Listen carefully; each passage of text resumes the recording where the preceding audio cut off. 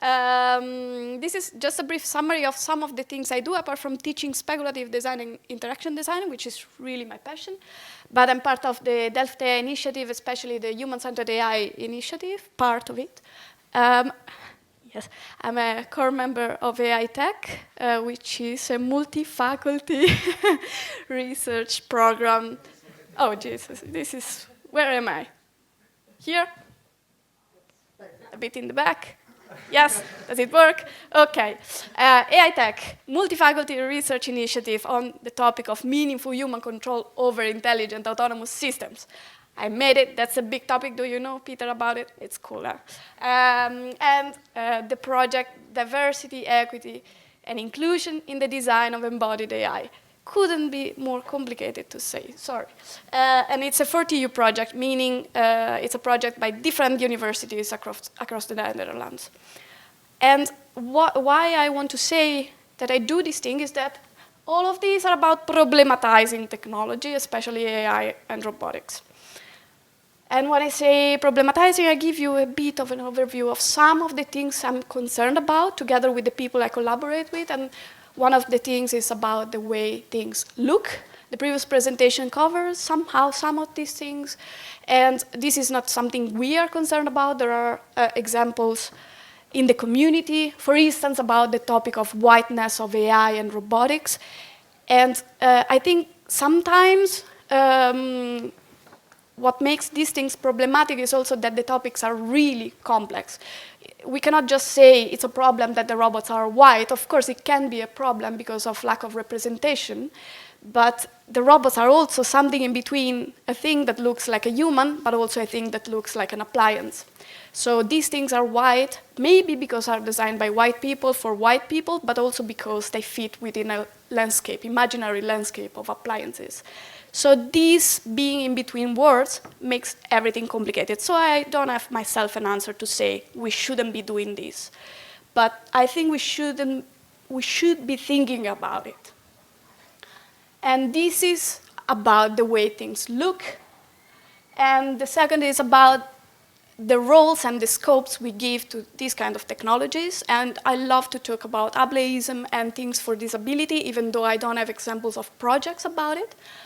But I find striking every time I read examples from real disabled people that comment on technologies designed for them. And this is about autonomous wheelchair, and there is this beautiful interview with a person on a wheelchair and says, my power wheelchair is one of the only few things that I have total physical control over, and giving up control is almost unthinkable. So this really clashes with our idea of designers and engineers developing technologies for giving autonomy to a person. So we assume that this is what these people need and want, but sometimes we don't care about asking. And then also on the interaction level. We had some discussion about problems with automated vehicles. We don't have fully automated vehicles yet, but we have problems with them of different nature, and I find striking that we see through investigations that systems like autopilot are found to be involved and somehow responsible for car crashes. So, of course, they are not totally safe. We know that. But at the same time, we also know that it's extremely tricky, or at least it was until a short time ago, to trick the steering wheel, for instance, of a Tesla. So we have this clash where we know a technology is not completely safe, but at the same time, there is a system in place that enables misuse. And this kind of project is, we address it a lot with research on meaningful human control. I will not go into the details of that, but we, with my colleagues, believe that there are several reasons why this is a very terrible example of lack of meaningful human control. We have a paper that I didn't put it here. Yeah, I deleted the slide, so maybe you can end up reading it. I don't know. So this is just a brief overview of some of the concerns we have, and because for me, the problem with this kind of technologies is that we have narrow assumptions about physicality, roles, and behaviors. And these all come from the fact that very often we have an ill-defined version of what the word is. And we have this ill-defined version of the word because we don't engage with it very often. So if we look at HRI, common dominant HRI practices, for instance, this is a very beautiful paper that was published this year at the HRI from Hirin Lee and colleagues. I don't know if you're familiar. A systematic literature review of all HRI papers, and they looked into how humans are contextualized in these studies. And the vast majority talk about humans as something general, something abstract, the human. About 30% of them looks more at the human as users, but only 10% looks at humans as social actors embedded within a network of relationships and practices. And I think this is a problem. And also, this is from Tony and colleagues, I don't know if you recognize, adding to the fact that we very often don't look at the specific people. We have this fact that many, many studies are run in lab, and of course, in many cases, this is necessary. There are things we cannot study in the field, but at the same time, if we are proposing a project, a solution for somebody or somewhere, we can't really do it without going into the field. And then these kind of things are raising this awareness that the problem is not just about how to design the robot themselves, but more about developing, designing social environments. So practices where robots will be situated. And for that, many, many people are calling for more design research, and especially participatory design research, which is a great news for me myself, that I do that.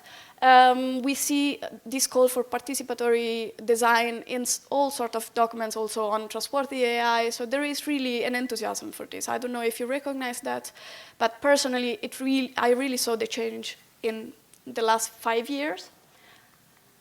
And also in reports about why AI and robotics fail. Sometimes we have this growing awareness about the fact that there is a bad user experience and integration problem that cause very many systems to fail, but also this idea that as a community we are often focusing on the wrong problems.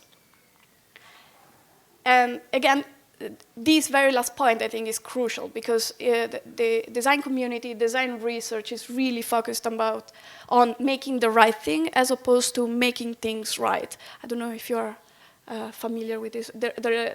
This has been discussed also in several workshops in HRI. There was a very nice one about research through design in HRI last year, not this year, organized by Michael Luria and Marius Hogemuller, among other people, and they unpacked this very well. Yeah, so if you work with a designer, I think you ended up confronting with the question, being asked the question of, are we prepared for the possibility that the robot is not the answer to what we need to solve?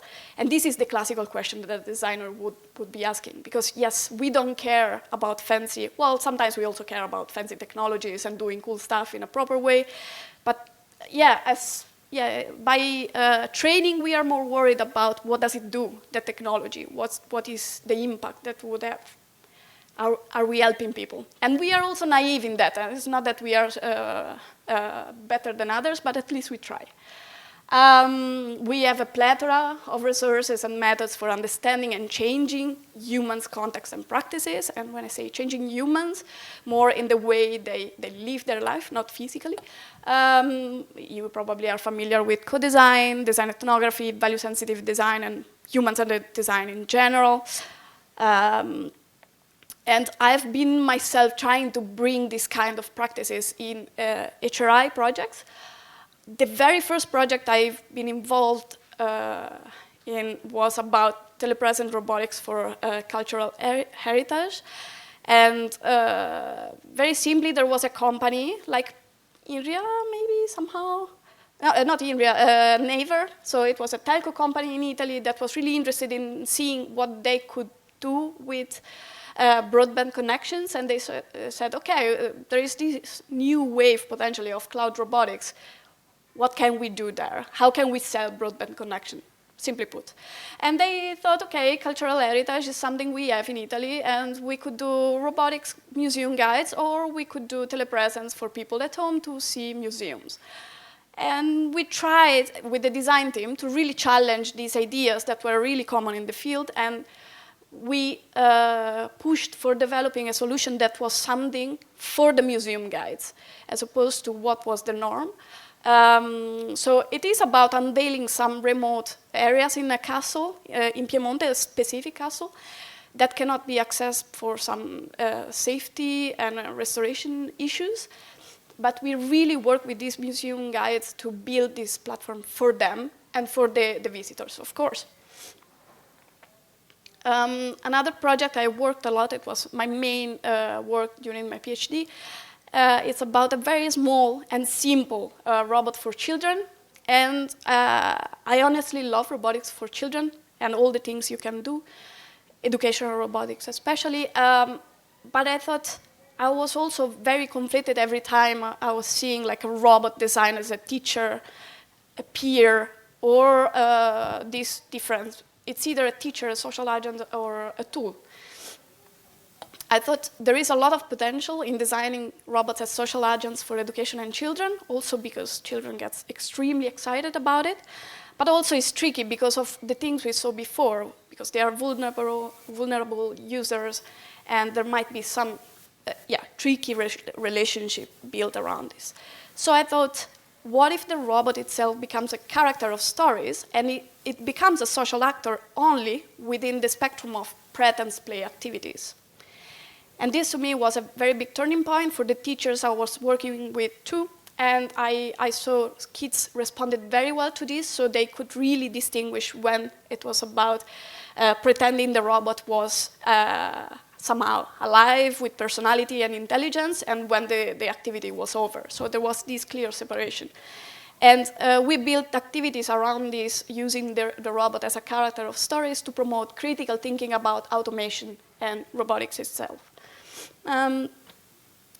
Recently, I've been involved more on with industrial robotics, and we have a big collaboration with KLM, where we are trying to develop solution that would empower workers, and I think there is nothing more controversial and difficult than that, because it's so easy to say we are empowering workers doing co-design, but then, yes, once you're done, who knows what the company will do with what you develop. So I think this is really tricky, but what we create in the moment we are engaging with the workers, with the workplace, has a value and can have lasting effect.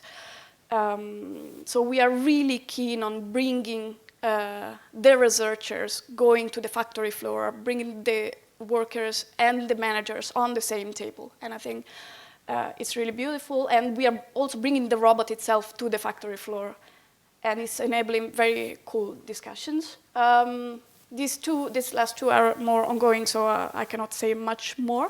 And this is also very interesting. These are also, I have graduation projects, yes, with students living in this place in a day-to-day basis. So this student is working in Erasmus MC, which is a hospital. And I find this case really interesting. She's exploring the design space of conversational agents for healthcare, especially for pregnant women that need special support because of some health issues. And they are in a special program that needs a lot of contact moments with the nurses. And what is interesting here is that the project itself was challenging my assumptions about automation, because we think we are automating work for some workers. They might be afraid of being replaced or threatening their position of authority. But the thing is that when you talk with these nurses, they are eager to be automated, to be replaced. So it brings a new set of challenges. And I think what is important in all these kind of projects is that we never talk about humans in general or users. I hate the word users, even though sometimes you really need to use it. But we talk about Simona and Roberto, such as in the case of robotics for cultural heritage, because we really build personal relationship with the people we are designing with. As I don't remember who said, we don't have a lab, I don't have a lab too in this, yes, traditional sense, so we just go there. Or I go to the engineering labs. Yes, that also is part of it, but we spend time trying to capture everything that is going on, and it's not just about talking to the workers, but really looking at the materiality of places and the power structures that are between the workers and the managers and the organization itself. And I think this is really fundamental, and we don't talk about this enough. And then we really strive to building transdisciplinary encounters. So this is, by the way, David Dubbing. I don't know if any of you knows the guy. He's a great guy. He's a professor in cognitive robotics, and I really work a lot with him. But this is to say that as designers, very often you don't work just among designers. You are in a network of people with different expertise, and we collaborate. I collaborate a lot with engineers, philosophers, psychologists. And yes, we divide a bit the work, so there is a moment in which I don't engage in developing things, they do, and then we discuss about it. We discuss a lot.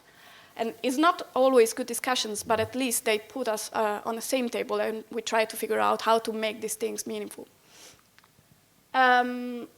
It's not just me, of course, doing this work as we are seeing these days. So this is a work I've been trying to do because for years I felt like I had a marginal place in the community.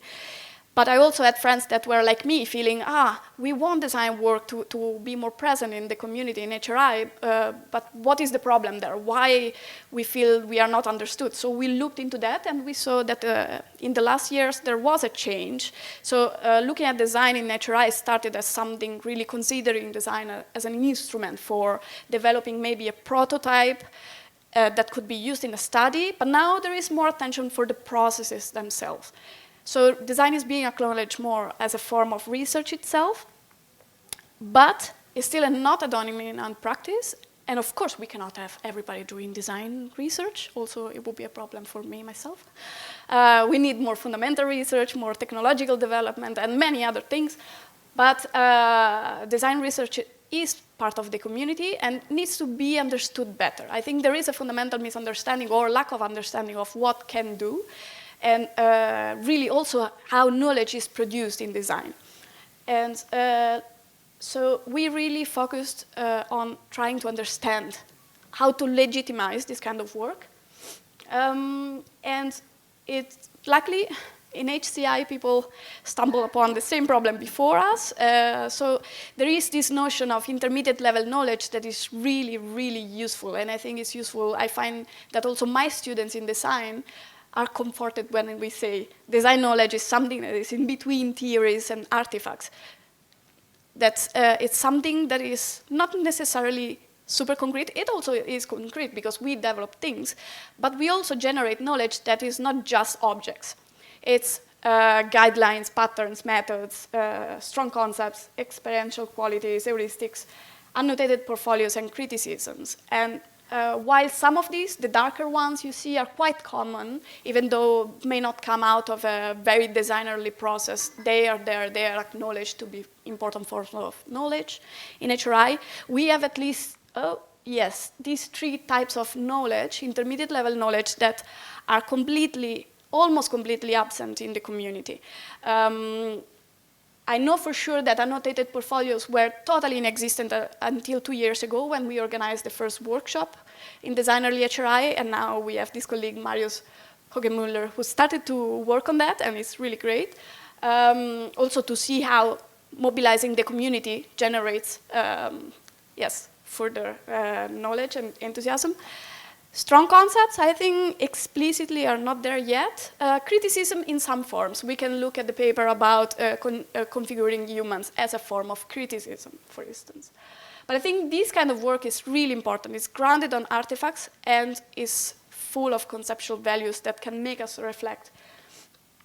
In fact, one of the things I believe is that really looking at the artifacts, the way they are shaped, again, looking back at the appearance, the shaping of these things, can really help us reflect on Are we reinforcing stereotypical ideas we have of the human and also of machines? So like controversial imaginaries of servile machines or friendly artificial companions. Also, this connects with the previous talk. And at the same time, more research designerly artifacts, I think, are really important to understand also in the way they are able to challenge our assumptions of what the look of a robot might be, the scope of the robot. And also, I want to add, I'm not sure how much, yeah, I think I'm. Yes, I want to add that sometimes when we talk about artifacts, the conceptual value, and we think about the object, the robotic object, the embodied tangible thing, but there is a plethora of artifacts that are produced to design, and we can really look into this variety. And I think there is a lot of richness that we are not using, such as, this is one of my favorite things, and it's usually called the user journey. I hate the word, so I'm renaming it a practice journey, also because I work a lot with work environments. And I think this is really where we should be looking at, is what enables confrontation about tensions in what we are trying to design and what is needed in a context. And just to go back at what I said before, I had all sorts of assumptions about what people could fear in work environments, about being automated and replaced. And then we ended up talking with the nurses, and they said, oh my God, I feel like a robot. I'm overloaded with very mechanical tasks. I would love a robot to take over this manual work, but I'm concerned that the quality of data entered in the system may not be. So, and then the challenge is all on another level. So, yeah. I would say adopt a designer. For the ones who never tried, I think it could be fun and very useful. And I think we can be helpful in developing more meaningful applications. Yeah, that was it.